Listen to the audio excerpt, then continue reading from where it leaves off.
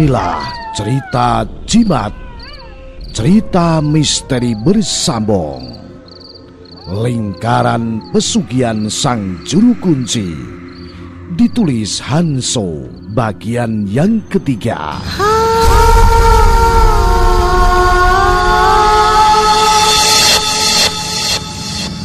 Setelah Suryati siuman, dia kaget karena melihat Rangga sudah menjadi mayat. Suryati makin bingung dengan apa yang terjadi sebenarnya. Sementara dia masih bingung mengapa dia diserang ular raksasa itu, sekarang bertambah bingung kenapa Rangga telah tewas. Suryati menjadi tidak tahu harus berbuat apa lagi. Di saat ini juga kondisi sangat sulit bergerak karena luka di tubuhnya. Lalu beberapa orang memasuki rumah di mana saat ini Suryati berada. Suryati bingung, tapi juga merasa lega karena sekarang dia berada di tempat yang aman. Terdengar pembicaraan di antara mereka. "Nek, tolong jaga wanita itu sampai bantuan datang ya. Pak Sabto sedang mencari bantuan. Nanti kalau mereka sudah sampai, biar selanjutnya wanita itu Pak Sabto yang urus," ujar seorang pria. "Iya, Nak," kata nenek-nenek yang diajak bicara.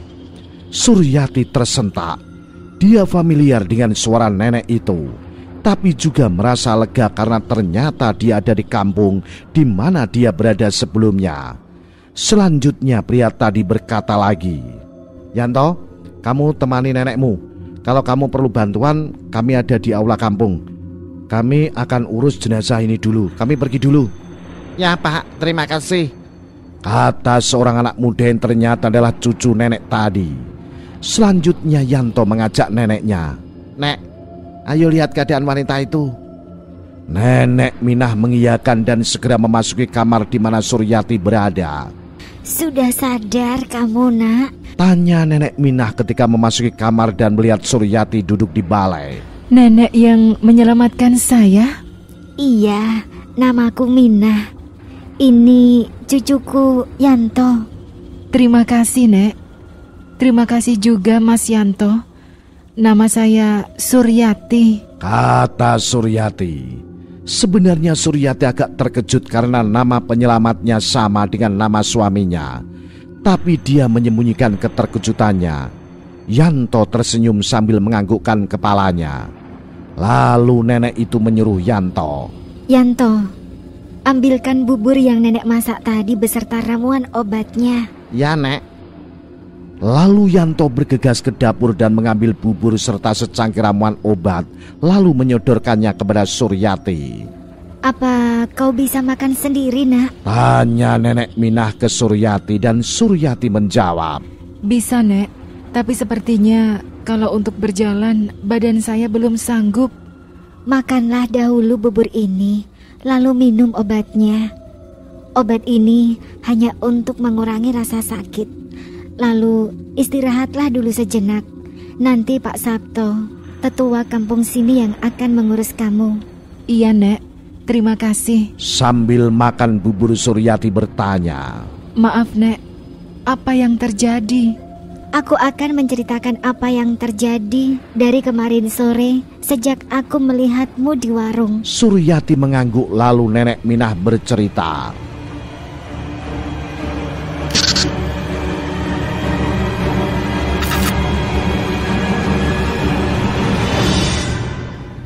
"Ketika aku melihatmu sore kemarin di warung Rangga, aku langsung berpikir pasti kamu mencari pesugihan. Sudah banyak wanita pencari pesugihan yang tertipu oleh Rangga.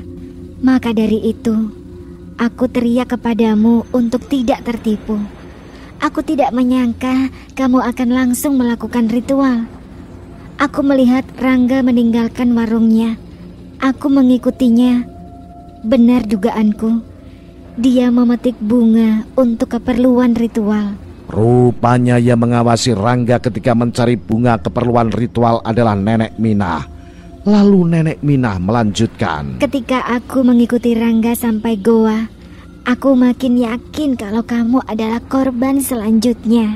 Sampai di sini Suryati masih belum paham maksud Nenek Minah. Suryati berpikir dia adalah korban penipuan Rangga, sehingga dia ingat ketika memasuki goa. Saat itu tercium aroma dupa dan ada obor yang menyala, yang artinya sudah ada orang yang ke dalam sebelum dia, dan dia tidak menyangka kalau itu adalah Rangga. Lalu aku kembali menemui cucuku Yanto. Aku mengajak Yanto untuk mengawasi kalian berdua. Kami mengikuti kalian sepanjang perjalanan. Setelah kejadian di Sendang, aku makin yakin akan perbuatan Rangga.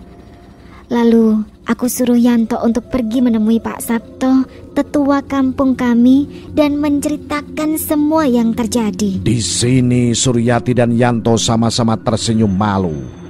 Di pikiran mereka sama, yaitu kejadian di Sendang. Yanto malu karena secara tidak langsung mengintip Suryati mandi. Sementara Suryati malu karena selain Rangga ada orang lain yang melihat tubuhnya ketika mandi. Aku mengintai lumayan lama. Akhirnya aku melihat Rangga berlari ke dalam. Aku tidak tahu apa yang terjadi di dalam. Setelah menunggu lama, ternyata Rangga tidak keluar goa. Aku beranikan diri masuk ke dalam goa. Dalam kegelapan, aku melihat tubuhmu tergeletak. Aku segera menyeretmu keluar goa ketika menyadari kamu masih hidup. Tapi apa daya, nenek sudah tua. Nenek cuma mampu menyeretmu sampai pintu goa. Tak lama kemudian, Yanto datang. Lalu Yanto membuat tandu sekedarnya memakai kayu dan tali dari akar pohon. Tubuhmu diikat, lalu tandunya diseret sampai ke sini. Lalu apa yang terjadi dengan Rangga, Nek? Aku tidak tahu pasti apa yang terjadi di dalam. Pagi sekali Pak Sabto mengumpulkan warga dan segera memerintahkan warga untuk ke sana. Ternyata Rangga ditemukan tewas. Ada luka gigitan di sekitar lehernya. Kepala dan beberapa bagian tubuhnya remuk seperti terbentur benda keras. Tahukah kamu kalau Rangga pelaku pesugihan siluman ular di goa tersebut? Rangga bukan asli orang sini. Dia mendirikan warung di sini hanya sebagai kedok belaka. Dia sudah menjalani pesugihan bertahun-tahun. Keluarganya sudah habis dia korbankan sebagai tumbal. Sepertinya Rangga meneruskan pesugihannya dengan menumbalkan orang lain. Dia memperdaya korbannya. Dia berpura-pura sebagai juru kunci. Tapi sebenarnya orang yang diantar mencari pesugihan justru yang dia jadikan korban, termasuk kamu.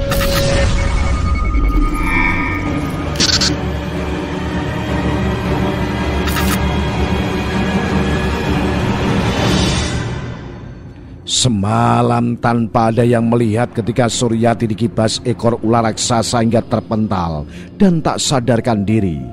Rangga segera masuk gua karena mendengar keributan. Rangga sempat melihat tubuh Suryati. Dia tersenyum sesaat tapi kemudian terkejut. Rangga! Teriak siluman ular itu. Iya Nyai, apa yang terjadi Nyai? Ucap Rangga terbata-bata. Kurang ajar kamu Rangga. Wanita kotor kau persembahkan untukku. Teriak Nyai Sri Aras dalam bentuk ular raksasa. Apa maksud Nyai? Dia memang janda, tapi setelah mandi di Sendang saya tidak menyentuhnya sama sekali Nyai. Tegas Rangga sambil ketakutan. Jangan pura-pura bodoh kamu. Dasar kurang ajar. Manusia tidak tahu diri. Mampus kamu. Teriak Nyai Sri Aras sambil langsung menggigit kepala Rangga, kemudian dilempar tubuh Rangga hingga terbentur tembok gua. Tak berhenti sampai di situ, siluman ular lainnya segera mengerubuti tubuh Rangga. Rangga tewas mengenaskan tanpa tahu kesalahannya.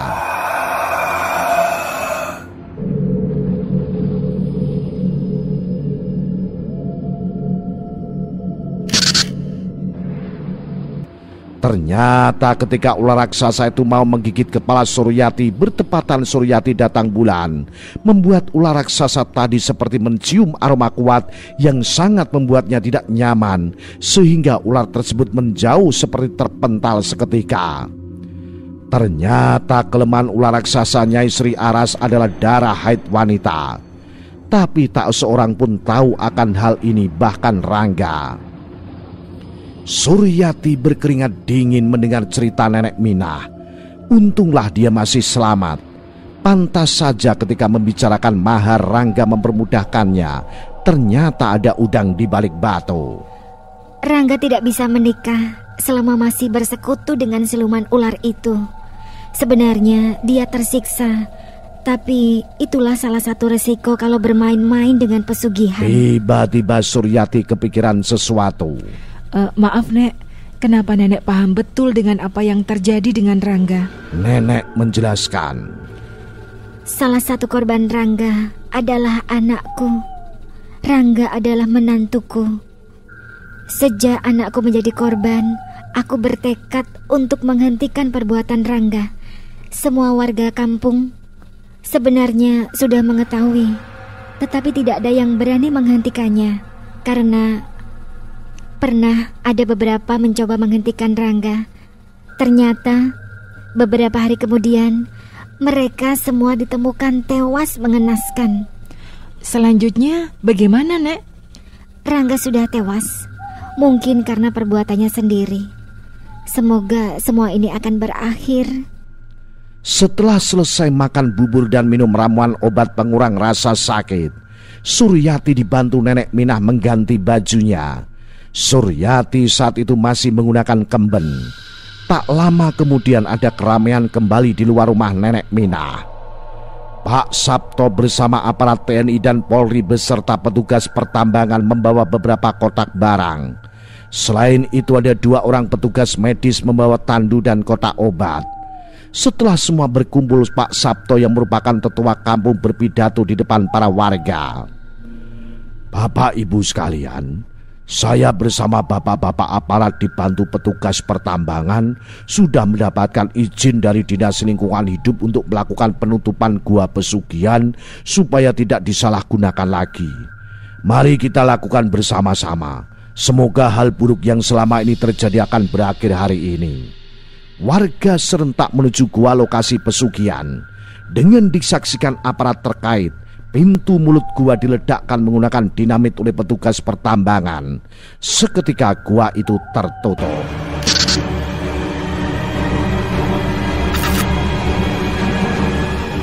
Sementara itu Suryati mendapatkan pertolongan pertama dan akan segera dibawa petugas ke rumah sakit terdekat. Ada 4 warga siap menandu Suryati sampai ambulan. Dikarenakan ambulan ada di perkampungan sebelah dan tidak bisa sampai perkampungan saat ini. Nek, terima kasih ya atas pertolongan Nenek, ucap Suryati sambil menangis memegang tangan Nenek Minah. Nenek Minah menasihati Suryati.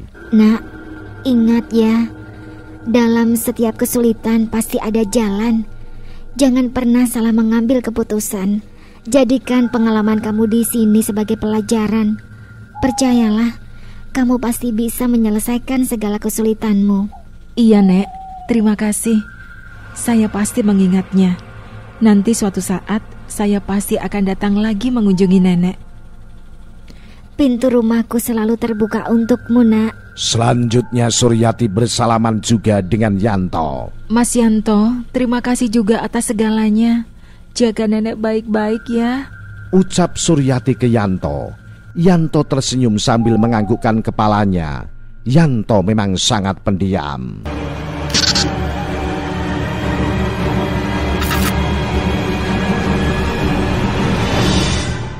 Sekembalinya warga dan aparat menutup gua pesugihan, aparat segera meninggalkan perkampungan itu. Setelah berpamitan, Suryati ditandu ke perkampungan sebelah. Keesokan harinya, cerita tentang kejadian yang dialami Suryati ramai dibicarakan orang. Bahkan hampir sekabupaten mendengarnya. Setelah dirawat beberapa hari di rumah sakit, Suryati dibawa pulang ke rumahnya. Kepulangan Suryati membuat heboh. Tak sedikit yang mencibir tindakan Suryati dalam mencari pesugihan. Tapi banyak pula yang mengatakan bahwa karena Suryati, tempat pesugihan berhasil ditutup. Tapi ternyata banyak yang simpati dengan masalah Suryati. Banyak orang berbondong-bondong ke rumah Suryati untuk bertanya kebenaran beritanya. Bahkan banyak yang datang menyumbang karena prihatin dengan kehidupan Suryati yang ditinggal suaminya dan terjerat rentenir.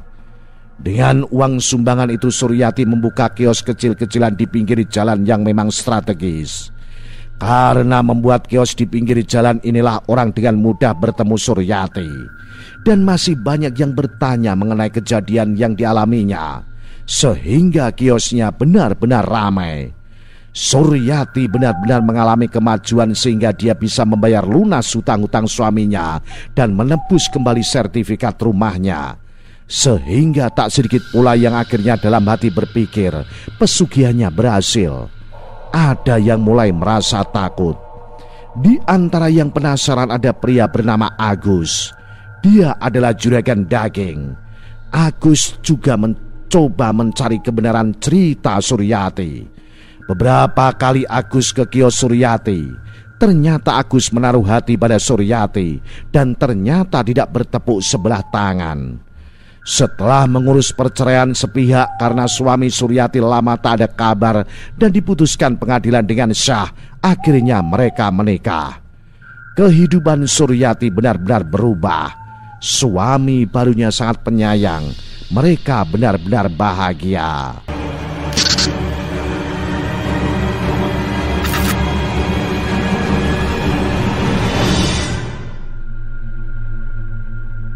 Beberapa bulan kemudian, suatu malam Suryati sedang duduk berdua dengan Agus. Sekarang Suryati sudah tinggal di rumah Agus. Mas, aku ingin mengunjungi Nenek Minah dan Mas Yanto. Bagaimana menurut Mas? Ternyata Agus mendukung. Oh, itu harus. Bagaimanapun juga Nenek Minah dan Mas Yanto berjasa menyelamatkan kamu. Jadi kapan mau ke sana? Hari Minggu saja ya, Mas. Baiklah, masih ada waktu beberapa hari. Kita siapkan hadiah untuk mereka ya. Bagaimanapun juga aku harus mengucapkan terima kasih karena mereka menyelamatkan orang yang kini menjadi istriku, ujar Agus sambil tersenyum. Mas. Sambut Suryati sambil mencubit pinggang Agus. Selanjutnya mereka tertawa.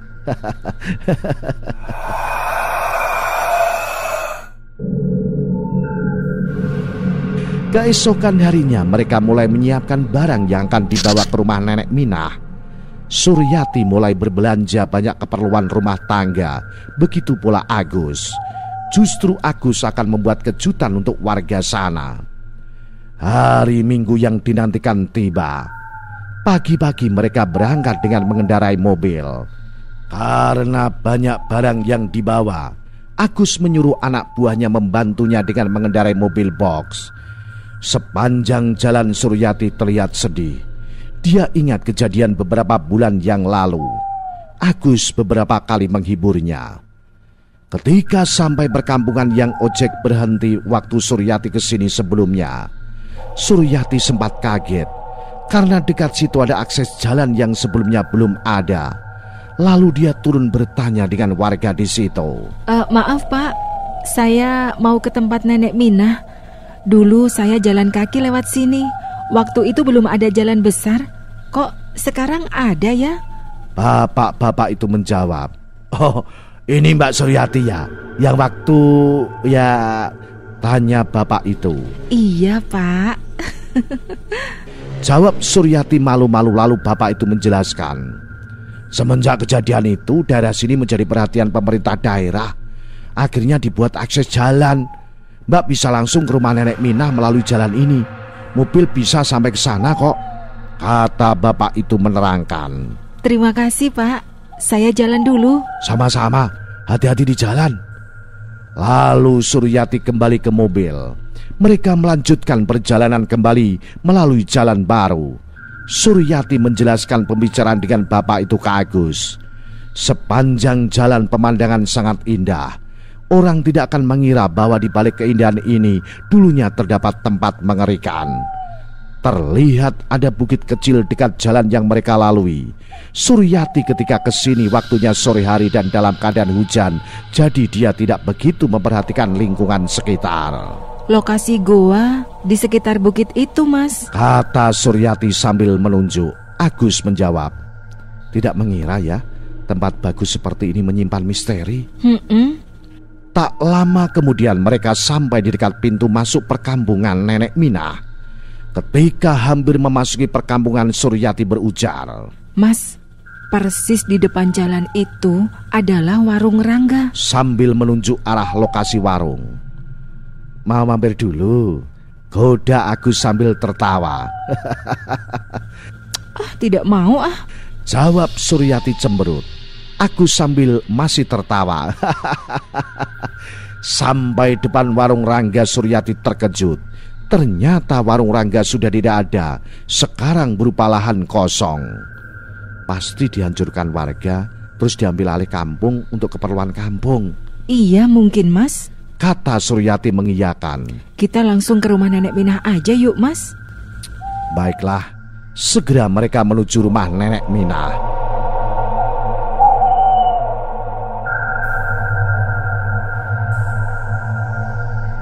Sesampainya di rumah Nenek Minah, nampak Nenek Minah sedang duduk di depan rumahnya sambil menganyam tikar. Nenek Minah, teriak Suryati sambil turun dari mobil dan langsung menghampiri Nenek Minah. Nenek Minah terkejut dan berdiri memegang tongkat. Suryati langsung memeluk Nenek Minah sambil menangis. Nek, aku datang Nek. Apa kabar Nek? Nenek Minah juga tak bisa menahan air matanya. Kamu datang nak. Aku baik-baik saja. Nenek Minah membelai penuh kasih sayang rambut Suryati sambil bertanya. Kamu baik-baik saja nak. Dengan siapa kamu kesini? Aku baik-baik saja Nek. Sekarang kehidupanku sudah lebih baik. Saya bersama suami saya. Perkenalkan, ini Mas Agus. Agus menghampiri Nenek Minah dan segera bersalaman seraya berkata, saya Agus Nek. Terima kasih sudah menyelamatkan Suryati. Dan sudah takdirnya sekarang saya menjadi suaminya Suryati. Ayo masuk, kita berbicara di dalam. Nenek Minah tersenyum gembira. Kedatangan Suryati membuat heboh seisi kampung. Mereka berbondong-bondong ke rumah Nenek Minah, termasuk Pak Sabto, tetua kampung. Suryati ngobrol panjang lebar melepas rindu kepada Nenek Minah. Sementara itu Agus berbicara dengan Pak Sabto dan beberapa warga. Mereka tampak serius sekali disertai gelak tawa. Beberapa warga membantu anak buah Agus membongkar muatan yang semua adalah oleh-oleh untuk Nenek Minah. Tak lama kemudian Pak Sabto menghampiri Nenek Minah. Nek, mulai besok Nenek dan Yanto tinggal sementara di rumah saya. Besok kami akan gotong royong membongkar rumah Nenek dan akan membangunnya. Tenang saja, semua biaya sudah diurus Mas Agus, ujar Pak Sabto. Nenek Minah terkejut, apalagi Suryati. Benarkah Mas? Tanya Suryati ke Agus. Agus cuma tersenyum mengangguk. Bahkan Mas Agus mau memodali sapi warga kita. Kita ternak terus hasilnya kita jual ke Mas Agus, lanjut Pak Sabto. Nenek Minah buru-buru berkata, Nah Agus, sebetulnya saya tidak pernah mengharapkan ini sebelumnya. Terima kasih banyak ya. Sudah selayaknya saya melakukan ini Nek. Hanya bentuk inilah terima kasih saya karena sudah menyelamatkan istri saya. Tiba-tiba Suryati bertanya, Nek, Mas Yanto mana? Biasanya dia ke hutan. Sedikit lagi dia pulang. Sudah tengah hari. Tak lama kemudian Yanto datang. Ternyata dia baru pulang mencari kayu bakar. Yanto agak bingung dengan banyaknya orang di rumahnya. Setelah diberitahu oleh salah satu warga akan kedatangan Suryati, dia bergegas masuk rumah. Mas Yanto, apa kabar? Teriak Suryati sembari menghampiri Yanto dan langsung bersalaman. Yanto tersenyum dan menjawab, baik. Mas Yanto, ini suami saya, Mas Agus. Mas Agus, ini Mas Yanto, kata Suryati memperkenalkan. Agus dan Yanto bersalaman sambil tersenyum dan saling sebut nama, memperkenalkan diri mereka masing-masing. Lalu Suryati bilang ke Agus, Mas Yanto ini orangnya pendiam. Agus tertawa menjawab, tidak masalah. Bagi Agus yang memperhatikan Yanto, Yanto terlihat misterius. Lalu mereka ngobrol dan makan bersama. Tiba saatnya untuk Suryati dan Agus pulang. Segera mereka berpamitan. Nek, aku pulang dulu ya. Nanti kalau ada waktu senggang, aku pasti mengunjungi nenek lagi. Nenek Minah memeluk Suryati sambil berkata, Jaga diri baik-baik ya kalian berdua. Nenek bahagia sekali melihat keadaan kamu sekarang. Iya Nek, terima kasih. Lalu Suryati juga bersalaman dengan Yanto. Mas Yanto, terima kasih ya. Jaga nenek baik-baik ya. Aku yang berterima kasih banyak. Lalu Agus bergantian menyalami Nenek Minah dan Yanto. Ketika Suryati dan Agus mau berbalik, tiba-tiba Nenek Minah berkata, Tunggu. Nah, apa yang akan terjadi kemudian? Ikuti terus cerita misteri bersambung ini. Lingkaran Pesugihan Sang Juru Kunci, bagian selanjutnya. Salam Jimatres, salam satu misteri. Au.